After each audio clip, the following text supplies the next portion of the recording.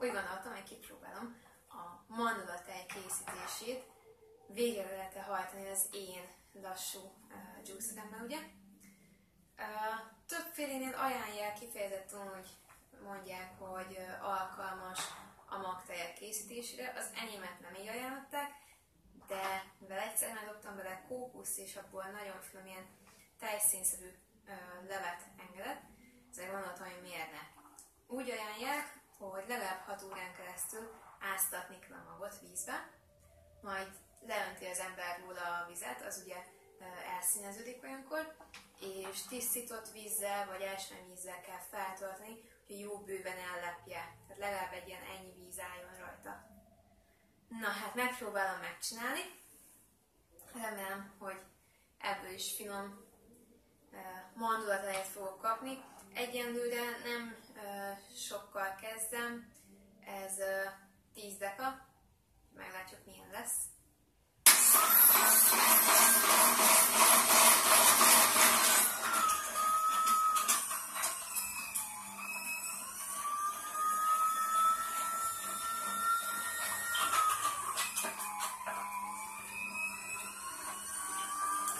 Egyelőre itt látom, hogy tök száraz mandula képet tol ki magából, úgyhogy remélem, hogy jó lesz.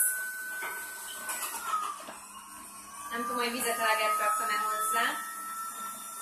Meglátjuk.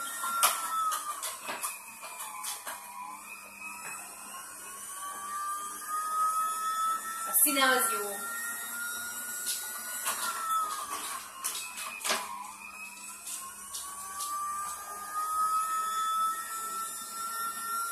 Kiengedek kicsit belőle.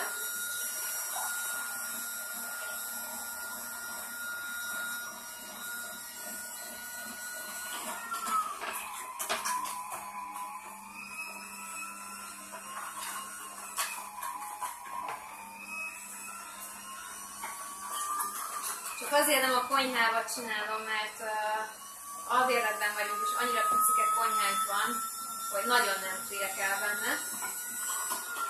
Nem egyszerű így gyúszolni se, tehát ekkora felületen van kb. Összesen, amin elő tudom készíteni az alapanyagokat.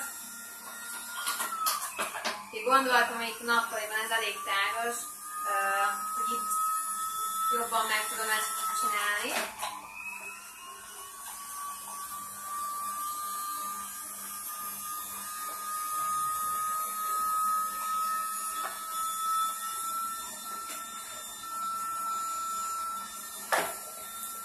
Na.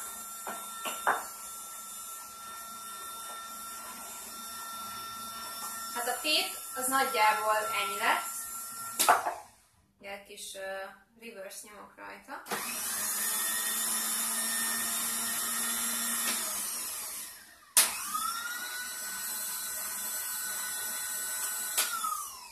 Jó, szerintem ez kész.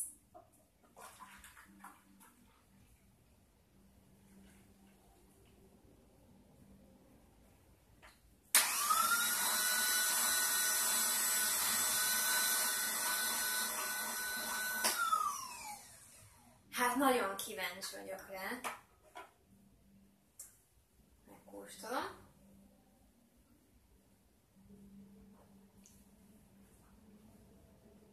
Szerintem teljesen jó lett. Érzem rajta ugye a mandulának a zsírosságát, tehát tényleg, mint hogy a tej lenne.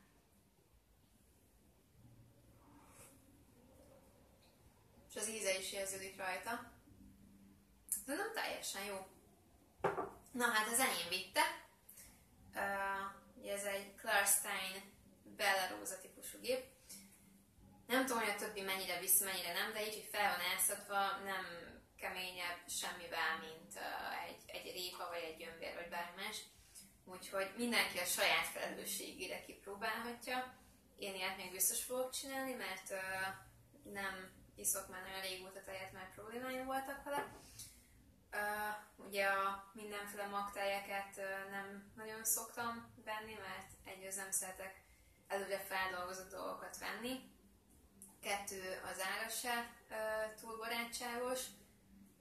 A magokat meg lehet venni jobb áron szerintem, és alig telik időbe ezt megcsinálni. Úgyhogy mindig tudok frissen préselt mannudatejet, vagy bármilyen magtejet csinálni magamnak, és ez szerintem szuper. Úgyhogy én mindenképpen fogok még ilyet csinálni. Ha ki akarjátok próbálni, azt ajánlom, hogy 1-2 szemet áztassatok be, óvatosan beletehetitek, megnézni, hogy reagál rá a gépetek, nehogy baj legyen a gépnek. De mondom, mindenki saját felelősségére, saját látása szerint az enyém vitte.